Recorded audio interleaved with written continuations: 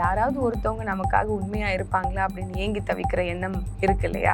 அதுல இருந்து பிறந்த கட்சி தான் நாம் தமிழர் கட்சி. பாராளுமன்ற தேர்தல், நாடாளுமன்ற தேர்தல் வரும்போது அதுலயும் கலந்துக்கிறோம். ஆனா எங்களுடைய குரல் உண்மையாக அங்க ஒலிக்கும். எனக்கான உரிமைகளை என்கிட்ட கூட இல்ல, என்னை பிரிச்சு விடு அப்படின்னு சொல்றோம். ஆனா ஆரியம் என்பது மனித குலத்துக்கே எதிரி அப்படிங்கறத தொடர்ச்சியாக பிரகடனம் செய்துட்டு வர்றது நாம் தமிழர் கட்சி தான். அது வெறும் தமிழ் தேசியவாதிகளுக்கு இல்ல, ஒட்டுமொத்த மனித குலத்துக்கே அவர்கள் எதிரானவர்கள் அப்படிங்கிறத கிட்டத்தட்ட 39 பாராளுமன்ற உறுப்பினர்களை வைத்துக் கொண்டு இன்னமும் நமக்காக கச்சத்தீவை மீட்டுக் கொடுக்கிறார்கள், இன்னும் நீட்டை விலக்கி தருகிறார்கள் அப்படிங்கிற இந்த நம்பிக்கை பொய் நம்பிக்கை. வணக்கம், இது ஹை அப்பா நியூஸின் கேள்விக்களம் நிகழ்ச்சி. இன்றைய நிகழ்ச்சியில் கலந்து கொண்டு தன்னுடைய கருத்துக்களை தெரிவிப்பதற்காக நாம் தமிழர் கட்சியினுடைய இளைஞர் பாசறையின் மாநில ஒருங்கிணைப்பாளர் ஃபாத்திமா ஃபர்கானா அவர்கள் இங்கே வந்திருக்கிறார். வணக்கம். வணக்கம். இந்த நாடாளுமன்ற தேர்தல் நெருங்கி வர வேளையில் தமிழகத்தில் இருக்கக்கூடிய கட்சிகள் அனைத்தும் கூட்டணிகள் குறித்து விவாதிச்சுட்டு இருக்கு. இன்னும் பல்வேறு கட்சிகளோட கூட்டணிகள் இன்னும் முடியல பேச்சுவார்த்தை நடந்துட்டு இருக்கு. இது எதுவுமே இல்லாமல் தனித்து களம் காண்றது நாம் தமிழர். உங்களுடைய கட்சி தான் களம் காண்டி கிட்டத்தட்ட அனைத்து வேட்பாளர்களையுமே நீங்கள் அறிவிச்சு விட்டு வேலையை தொடங்கிட்டீங்க. இந்த களப்பணியில் ஒரு கூட்டணி அப்படின்னு நிலைப்பாடு இருக்கு இல்லையா? அது பல இடங்களில் பல்வேறு அவர்களோட சக்திகள் அதிகமாக கொடுக்கும். கூட்டணி சம்பந்தமாக சிறுபான்மையினருடைய வாக்குகளை கவர்றதுக்கு ஒரு கட்சி, தலித்தோட வாக்குகளை கவர்றதுக்கு ஒரு கட்சி, இப்படின்ற ஒரு கூட்டணியில் பல சாதக அம்சங்கள் இருக்குது. ஆனால் அது எல்லாத்தையும் தவிர்த்துட்டு தனியாகத்தான் நிற்போம் அப்படின்ற ஒரு களம் காண்றது ஒரு பக்கம் ஒரு பலமாக இருந்தாலும் இன்னொரு பக்கம் ஒரு பலவீனம் அப்படின்ற மாதிரி ஒரு பேச்சுகள் இருக்குது. இல்லை, எங்களை பொறுத்த வரைக்கும் இந்த அரசியல் மாற்றம், அடிப்படை மாற்றம் தான் எங்களுடைய கொள்கை கோட்பாடாக இருக்குது.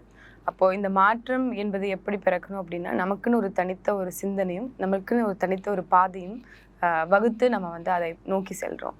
எங்களுக்கான முன்னோர்கள், முன்னத்தியர்கள் எங்களுக்கு காட்டிட்டு போன அந்த வழிகளை பார்த்து எது சரி எது சரியில்லை, ஒரு சில விஷயங்களை நம்ம அன்லேர்னும் பண்ணணும்னு சொல்லி கொடுத்துருக்காங்கல்ல, அந்த மாதிரி நம்மளுக்கு முன்னாடி இருந்தக்கூடிய தமிழ் தேசியம் பேசிய பலர் என்ன காரணத்துக்காக அவர்களால் முழுமையாக அந்த தமிழ் தேசிய விடுதலை அவர்களால் பெற முடியலை, இல்லை தமிழ் தேசிய அந்த கொள்கை கோட்பாடை இன்னும் உயிர்ப்போடு வைத்து கொள்ள முடியல அப்படிங்கிற இந்த கேள்வியெல்லாம் வரும்போது அவர்கள் செய்த தவறை நாம் செய்யக்கூடாது அப்படிங்கிற காரணத்திற்காக இங்கே இருக்கக்கூடிய தேசிய கட்சியோ இங்கே இருக்கக்கூடிய பிராந்திய கட்சியோ எங்களுக்கான அந்த நம்பிக்கையை அவர்கள் நம்பிக்கை அவங்க மேலே இருந்த நம்பிக்கையை நாங்கள் முழுமையாக இழந்து விட்டோம் என்ற காரணத்தினால நாம் தனித்து நின்னாதான் நமக்கான உரிமையையும் நமக்கான விடுதலையும் பெற முடியும் அப்படிங்கிறத நன்கு உணர்ந்து கொண்ட ஒரு கட்சியாக நாம் தமிழர் கட்சி இன்னைக்கு இருக்குது. சாதியும் மதமும் எந்த ஒரு விஷயத்துக்கும் நமக்காக பிரயோஜனப்படாது. புழு கூட ஒரு நமக்கான வேலையை செய்து கொடுக்கும், நமக்கான வாழ்க்கைக்கான ஒரு ஒரு ஒரு பலமாக இருக்குமே தவிர்த்து, ஆனால் இந்த சாதி மத உணர்ச்சி மக்களை கீழே தான் திருப்பியும் தள்ளுமே தவிர்த்து அது ஒருபோதும் நம்மளுடைய வாழ்க்கையை முன்னேற்றி கொண்டு போகாது. இல்லை, நமக்கான அந்த சம உரிமை என்பது நமக்கான தனித்துவமான அடையாளமும் தனித்துவமான ஒரு உரிமையும் இருந்தால்தான்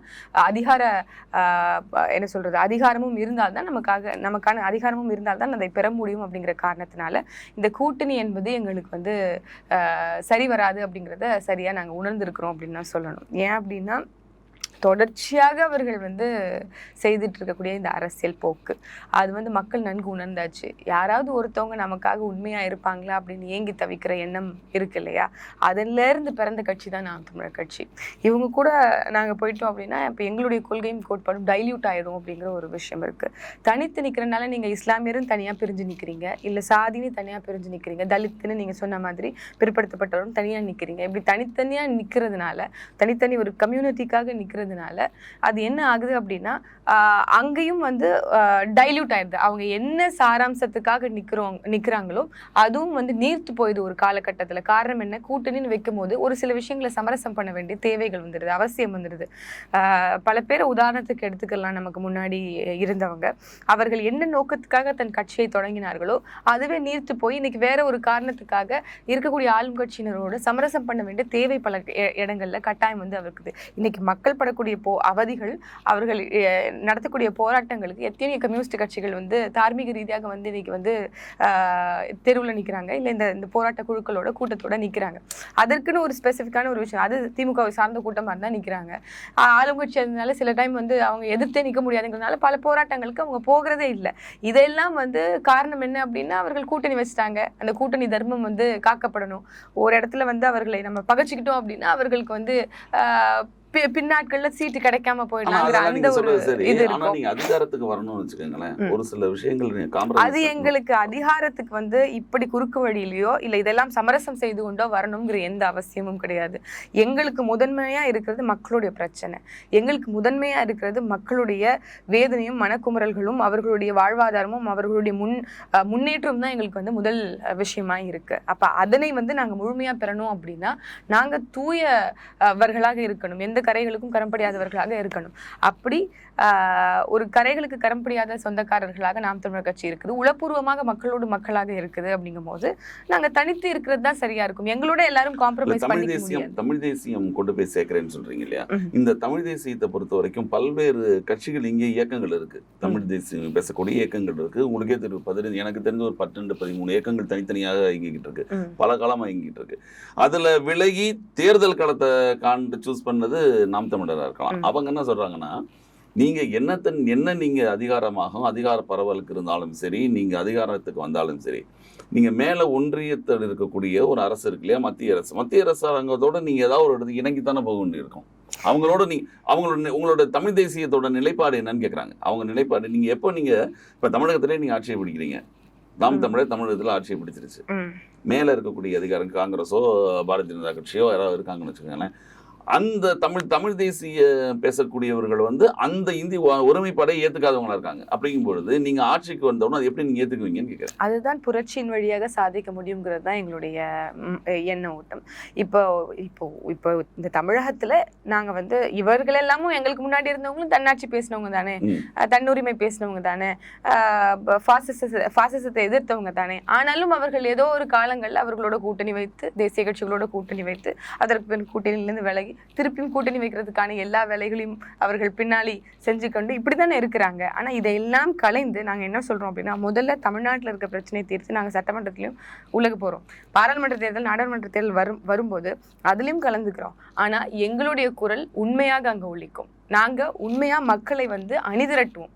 ஒரு எங்களுக்கு அகேன்ஸ்டா ஏதாவது ஒரு விஷயம் நடக்குது, இந்திய தேசியத்தை ஒத்துக்காதவங்க எப்படி நீங்க பாராளுமன்றத்துல குரல் கொடுப்பீங்க? அதான் நான் சொல்றேன். இன்னைக்கு இந்த கட்டமைப்பு எப்படி இருக்கு அப்படின்னா, இந்த இந்தியன் சிஸ்டம் எப்படி இருக்கு அப்படின்னா, இந்திய தேசியத்தை ஏதோ எல்லாருமே வந்து ஆதரிக்கக்கூடிய, எங்களை வந்து இந்தியாவுக்கே அகேன்ஸ்டானவர்களா நீங்க கட்டமைக்கிறதுக்கான எல்லா முயற்சிகளும் இங்க இருக்கக்கூடியவர்கள் பண்றாங்க. ஆனா அப்படி கிடையாது. நாம என்ன சொல்றோம் அப்படின்னா, எனக்கான உரிமைகளை என்கிட்ட கொடு, இல்ல என்னை பிரிச்சு விடு அப்படின்னு சொல்றோம்.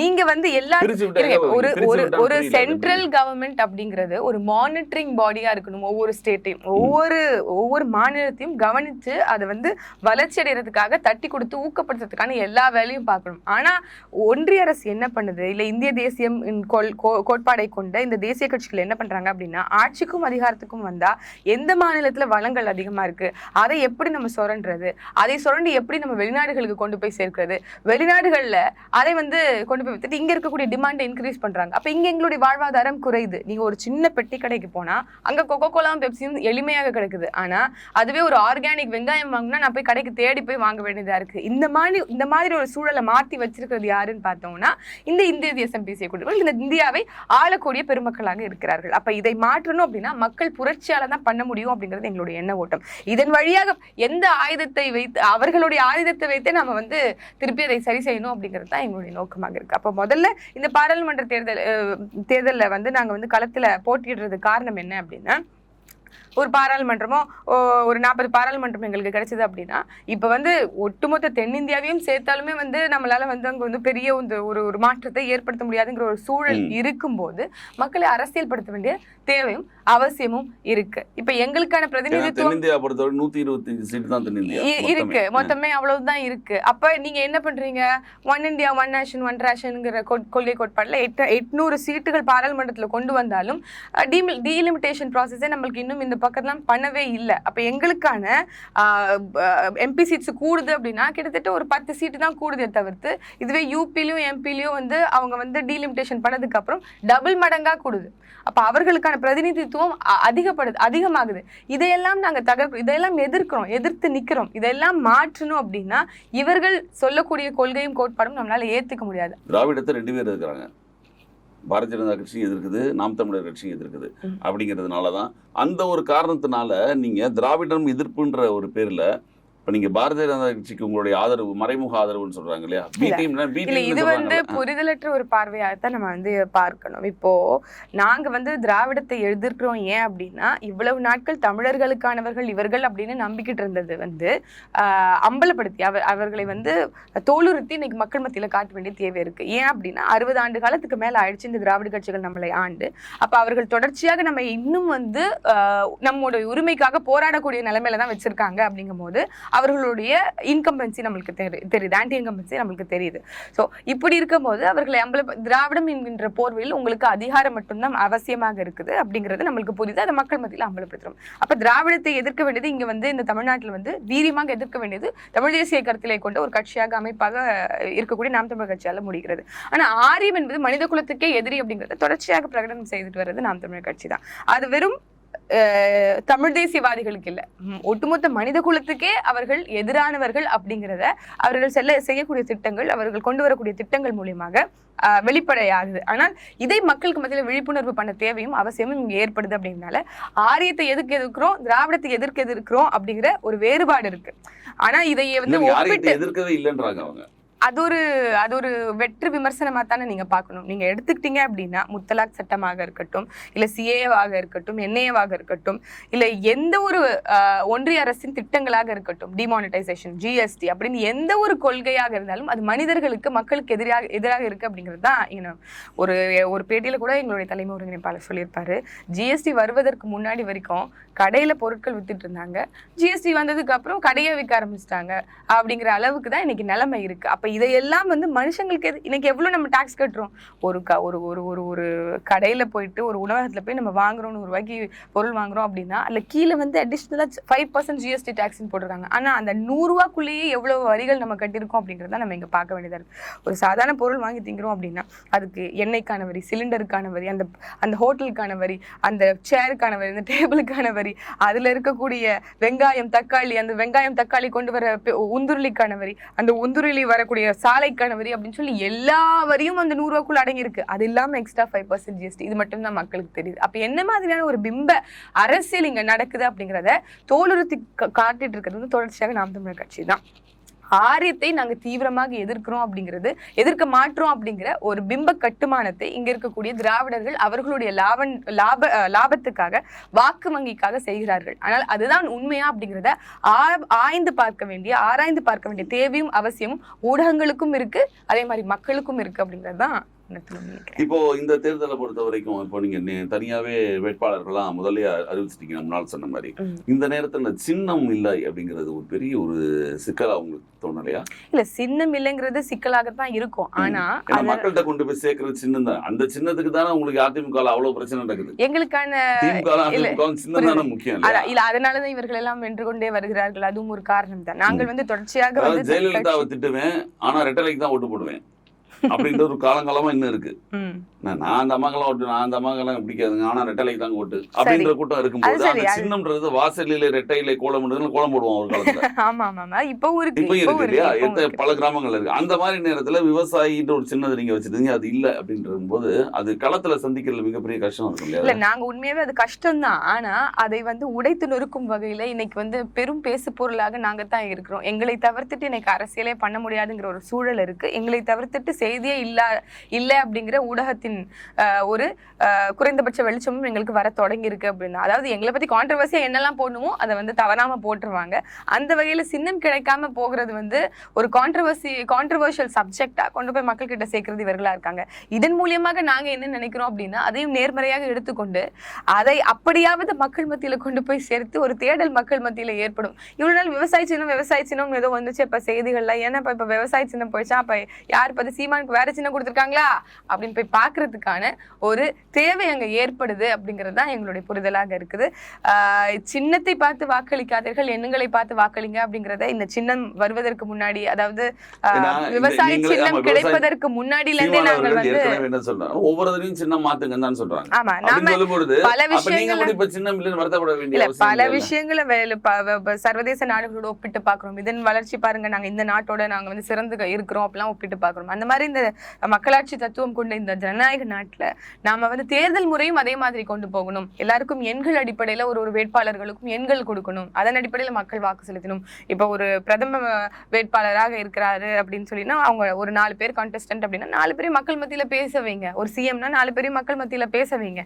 அதுல மக்களுக்கு யார் மீது நம்பிக்கை வருகிறதோ அவர்களுக்கு வாக்கு செலுத்திட்டு போகட்டும்ங்கிற இந்த மாதிரி பிரச்சாரத்தை இன்னைக்கு நேத்தில தட்சி தொடங்கிய காலம் தொட்டே நாங்கள் வந்து பேசிக்கொண்டுதான் வருகிறோம்.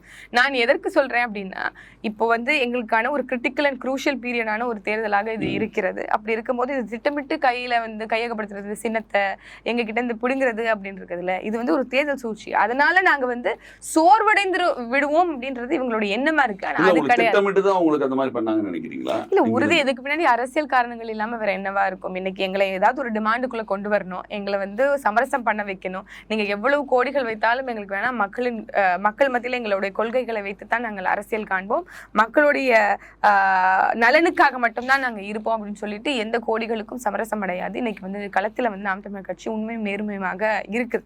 அப்படி இருக்கும்போது இதையெல்லாம் வந்து செய்கிறார்கள் அப்படின்னா அது வந்து அரசியல் காரணம் தான். எப்படியாவது அவங்களோட வலைக்குள்ள எங்களை வந்து கொண்டு வந்துடணும் அப்படின்னு நினைக்கிறாங்க. ஆனா அவர்களால முடியாது. ஏன்னா வந்து எங்களுக்கு இது வந்து புதிது கிடையாது. கட்சி தொடங்கி வளர்ச்சி அப்படின்னு பார்க்கப்பட்ட காலத்துல இருந்து எங்களுக்கு வந்து இந்த மாதிரி நிறைய அட்டென்ஷன். உங்களுடைய வேட்பாளர்கள் பலரும் புது வேட்பாளர்கள் தான். அப்போ இதுலயும் பாத்தீங்கன்னா பெரிய வேட்பாளர்கள், மிக பிரபலமான வேட்பாளர்கள் அப்படிங்கிறது யாரும் இருக்க முடியாது. இனிமேதான் அவங்க அறிமுகமாகணும். அப்படிங்கும்போது சின்னமும் புது சின்னம், வேட்பாளரும் புது வேட்பாளர் அப்படிங்கும்போது ஒரு பிரச்சனை வந்து நிற்கும் இல்லைங்க? இல்ல, அதுதான் நாங்க வந்து எங்க கிட்ட வலிமையான ஐடி விங் இருக்கு. நாம் தமிழர் கட்சியோட ஐடி விங் வந்து மிகப்பெரிய வலிமையா இருக்கிறது நாம் தமிழர் கட்சி தான். அதே மாதிரி இப்ப செய்திகள் எல்லாம் கொண்டு போய் நம்மள சேர்த்துரும். எப்படியா இருந்தாலும் மாத்திட்டாங்க அப்படின்னு சொல்லிட்டு போய் சேர்த்துரும். அப்படிங்கும்போது எங்களுக்கு வந்து ஒரு நம்பிக்கை இருக்கு. அதற்கான கடுமையான முயற்சியும் அங்க இருக்க உழைப்பும் இருக்கு. எங்களுடைய தேர்தல் அப்போ வந்து பிள்ளைகள், அதாவது எங்களுடைய கட்சி நிர்வாகிகள், பொறுப்பாளர்கள் எல்லாம் இன்னும் வீரியமாக செயல்பட தொடங்குவார்கள். இன்னும் சின்னம் இல்லை அப்படிங்கும்போது அதற்கான எல்லா வேலைகளும் முனைப்போடு காட்டுவாங்க. ஆனா சின்னம் திருப்பி கிடைச்சிரும் அப்படிங்கிறதுக்கான ஒரு நகர்வுகள் தான் பின்னாடி வந்து நீதிமன்றம் வழியாக வந்து லீகல் டீம் வந்து வச்சு செய்து கொண்டு இருக்கோம். அதனால நேர்மறையாகவே சிந்திப்போம், அது கிடைத்திரும் அப்படிங்கிற அந்த நம்பிக்கையோட பயணிப்போம் அப்படிங்கிறது தான் என்னுடைய பார்வை. இப்போ இந்த தேர்தலில் நீங்க முக்கியமாக வைக்கக்கூடிய உங்களுடைய இது என்ன, உங்களுடைய கோரிக்கை? அதாவது கோரிக்கைகள் மட்டும் சொல்ல முடியாது. நீங்க இங்க இருக்க ஆளும் திராவிட மாடலுக்கு எதிராக உங்களுக்கு குரல் இருக்கிறதா, இல்ல மத்திய அரசுக்கு எதிராக குரல் இருக்கிறதா? இந்த தேர்தலை வலிமையாக நீங்க முன்வைப்பது எதை? மக்களை ஏமாற்றக்கூடிய எவராக இருந்தாலும் அதை எதிர்த்து களம் காண்பதும் அவர்களை மக்கள் மத்தியில் அம்பலப்படுத்துவதும் மட்டும்தான் எங்களுடைய இந்த தேர்தலினுடைய ஒரு அங்கமாக இருக்கும். அடிப்படை மாற்றம், அரசியல் மாற்றம் அப்படிங்கிறது எங்களுடைய தத்துவமாக இருக்கும். அப்போ ஒட்டுமொத்த மக்களின் புரட்சி என்பது அவசியப்படுது. அப்படிங்கிறதுனால இங்க மாநிலங்களின் உரிமை வந்து தார்மீக ரீதியாக வந்து பெறப்படலை. அது வெறும் வெற்று வாக்குறுதிகளாகவே வந்து அங்க இருக்குது. ஒன்றிய அரசாக இருந்தாலும் சரி, இங்க இருக்கக்கூடிய மாநில கட்சிகளாக இருந்தால், மாநில அரசாக இருந்தாலும் சரி, அதை வந்து நமக்கு வந்து சரிவர அவர்கள் பெற்றுத்தரல அப்படிங்கிறது வந்து நம்மளுக்கு தெள்ளந்தெளிவாக தெரியுது. ஏன் அப்படின்னா இத்தனை எம்பிஸை வந்து அவர்கள் வந்து வைத்திருக்கிறார்கள். கிட்டத்தட்ட 39 பாராளுமன்ற உறுப்பினர்களை வைத்துக்கொண்டு இன்னமும் வந்து நமக்காக கச்சத்தீவை மீட்டு கொடுக்கிறார்கள், இன்னமும் நீட்டை விலக்கி தருகிறார்கள் அப்படிங்கிற இந்த நம்பிக்கை வந்து பொய் நம்பிக்கை மக்கள் மத்தியில் விதைக்கிறாங்க அப்படிங்கிறது மக்கள் நல்லா உணர்ந்திருக்கிறாங்க. அப்ப அவர்கள் மீது முழுமையான ஒரு நம்பிக்கை இழப்பு வந்து மக்கள் மத்தியில் இருக்கு. சொந்த மாநிலத்தின் பிரச்சனையை சரி செய்ய முடியல, நீங்க எப்படி எங்களுடைய மாநிலத்தின் உரிமையை ஒன்றிய அரசிடம் பேசி பெற்று தருவீங்க அப்படிங்கிற ஒரு மிகப்பெரிய நம்பிக்கை இழப்பு மக்கள் மத்தியில் இருக்குது. அதனால அதுக்கப்புறம் இங்க இருக்கக்கூடிய எதிர்கட்சிகள் இருக்கக்கூடிய அவர்களும் வந்து அவங்களுடைய கட்சியினுடைய பிரச்சனையே வந்து பெரிய பிரச்சனையா இருக்கு. அவர்களே சரி செய்ய முடியாத அளவுக்கு இருக்கு. உங்களுக்கு தெரியும், பாஜக வந்து ஒரு என்ன சொல்றது, அளவு கடந்த ஒரு எதிர்ப்பு மனநிலையும் மக்கள் மத்தியில பாஜகவுக்கு மீது இருக்கு. குறிப்பாக தமிழ்நாட்டுல இருக்கு அப்படின்றது தான் தொடர்ச்சியாக மக்கள் வந்து நிரூபணம் செய்திருக்கிறார்கள். அதையெல்லாம் வைத்து பார்க்கும்போது இன்னைக்கு உண்மையாகவே வந்து என்னுடைய மண் வந்து களவாடப்படுது, என்னுடைய மலை களவாடப்படுது, என்னுடைய வளங்கள் சுரண்டப்படுது, என்னுடைய மாநில உரிமைகள் எனக்கு கிடைக்கல, ஆண்டாண்டு காலமாக நாங்க தொடர்ச்சியாக போராடிக்கிட்டு இருக்கோம் அப்படின்னா அது இங்க இருக்கக்கூடிய மாநில அரசுகளின் கையாலாகாத தனம் அப்படிங்கறத எல்லாத்தையும் முன்வைத்து நாங்கள் வந்து உளமாற இன்னைக்கு மக்களுக்கு நிக்கிறோம் அப்படிங்கறனால மக்கள் எங்களுக்கு வாக்கு செலுத்துவாங்கங்கிற நம்பிக்கையோட கருத்து கணிப்புகள் எல்லாம் பாத்தீங்கன்னா தமிழகத்தை பொறுத்தவரைக்கும் 36, 37 தொகுதிகளில் திமுக வெற்றி பெற போகுது அப்படின்னு சொல்லி கருத்து கணிப்புகள் வருது. அடுத்ததாக அதிமுகவோட அவங்க ஏதோ 12 அப்படின்னு அவங்க தான் போட்டுட்டு இருக்காங்க. இந்த கருத்து கணிப்புகள் எதுவுமே நாம் தமிழர் கட்சியோட பேரே வர மாட்டேங்குது. என்னை பொறுத்த வரைக்கும் இந்த மாதிரி கருத்து கணிப்பு நடத்துவதே தவறு அப்படிங்கிறது தான் என்னுடைய பார்வை. தவறுங்கிறத விட அதுல வந்து கொஞ்சம் சரி செய்துக்கலாம். பிழை இப்ப இவங்க வின் பண்ணிடுவாங்க, அவங்க வின் பண்ணிடுவாங்கிறதே ஒரு விதமான ஒரு நரேட்டிவ் செட் பண்ற மாதிரியான ஒரு சூழல் அமைக்கிறீங்க. மக்கள் மத்தியில எதுக்கு நீங்க ஒரு கருத்து விதிக்கிறீங்க? அவங்க தான்ப்பா வின் பண்ண போறாங்க அப்படின்னு நிறைய பேர் ஓட்டே போடாம இருந்தா என்ன பண்ணுவோம்? ஜெயிக்கிற கட்சிக்கு ஓட்டு போடுவோம்னு நினைச்சேன். இது மாதிரியான ஒரு சூழல் இருந்துட்டு தான் இருக்கு. அது நம்மளுக்கு ஏற்கனவே வந்து நிரூபணமான ஒரு சான்றுகளாகவும் நிறுவப்பட்ட சான்றுகளாகவும் நமக்கு இருக்குது. அப்படி இருக்கும்போது இந்த மாதிரி கருத்து கணிப்புகளை தவிர்த்துட்டு யார் இந்த தொகுதியில வேட்பாளராக நிற்க போறாங்க, அந்த தொகுதியினுடைய வேட்பாளர்களுடைய பின்புலத்தை எடுத்து அவர்களை பற்றின ஒரு சர்வே பண்ணி அவர்கள் என்னெல்லாம் பண்ணியிருக்கிறாங்கிறது மூலியமா மக்கள் மத்தியில கொண்டு போய் சேர்க்கறது தான் வந்து அதை வந்து முதன்மைப்படுத்துங்க. மற்றபடி பொதுவாக இந்த கட்சி இதுதான் ரெண்டு கட்சி, அதாவது ஒட்டுமொத்த இந்தியாவிலும் இந்த முறைமை இருக்கு. ஒன்னு ஆளும் கட்சி, ஒன்னு எதிர்கட்சி, இப்படி 2 துருவ அரசியல் மட்டும்தான், அதாவது 2 முக அரசியல் மட்டும்தான் வந்து ஒட்டுமொத்த இதே முதல்ல உடைக்கணும். இதை தாண்டி பல நல்லது செய்யணும், உண்மையாகவே ஒரு மாற்றத்தை கொண்டு வரணும். இந்த சமூகத்தில் மாற்றத்தை விரும்ப நினைக்கிறவங்க அவங்களுடைய இடத்துல இருந்து தன்னுடைய மாற்றத்தை உருவாக்கணும் அப்படிங்கிறது காந்தியடிகள் சொன்ன கூற்று மாதிரி. அது வெறும் கொட்டேஷனா நிக்காம செயல் வடிவத்துல நாங்க களத்துல நிக்கிறோம். அப்போ உண்மையாகவே களத்துல வந்து நிக்கக்கூடிய இந்த மாதிரி நபர்களை பற்றி ஒரு சர்வே எடுத்து கருத்து கணிப்பு எடுத்து அது அவர்களுடைய ரிசெப்ஷன் மக்கள் மத்தியில எப்படி இருக்கு, அந்த தொகுதியில எப்படி இருக்கு, படித்தவரா, பண்பாளரா, அவருக்கு எந்த குற்றப்பின்னணியும் இல்லையா, அவர் இதுவரைக்கும் என்ன செய்திருக்கிறார், ஏற்கனவே இருந்த எம்பி என்னென்னலாம் செஞ்சிருக்கிறாரு, ஏன் இத்தனை ஆண்டுகாலம் அவர் தொடர்ச்சியாக திருப்பி எம்பி ஆகுறாரு, அவர் இது வரைக்கும் செய்யலனாலும், அந்த மாதிரி ஒரு ஹெல்தியான ஒரு சர்வே எடுத்து நீங்க மக்கள் மத்தியில கொண்டு போய் காமிச்சீங்க அப்படின்னா அது பயனுள்ளதாக, அது வந்து ஆக்கப்பூர்வமான ஒரு விஷயமாக இருக்குமே தவிர்த்து இந்த மாதிரி ஒரு ஃபால்ஸ் நரேட்டிவை செட் பண்றது இருக்குல்ல, அது வந்து எனக்கு வந்து உடன்பாடு இல்லை. அது வந்து ஊடகங்கள் மாத்திக்கணும் அப்படிங்கிறது தான் என்னுடைய. மிக்க நன்றி. நடைபெறக்கூடிய நாடாளுமன்ற தேர்தல், அதில் நாம் தமிழர் கட்சியினுடைய உங்களுடைய இலக்குகள் என்ன, உங்கள் களப்பணிகள் என்ன என்பதை பற்றி எங்களுடன் விவரமாக பேசியதற்கு நன்றி. நிகழ்ச்சியில் வந்து கலந்து கொண்டு தங்கள் கருத்துக்களை தெரிவித்தார். மிக்க நன்றி.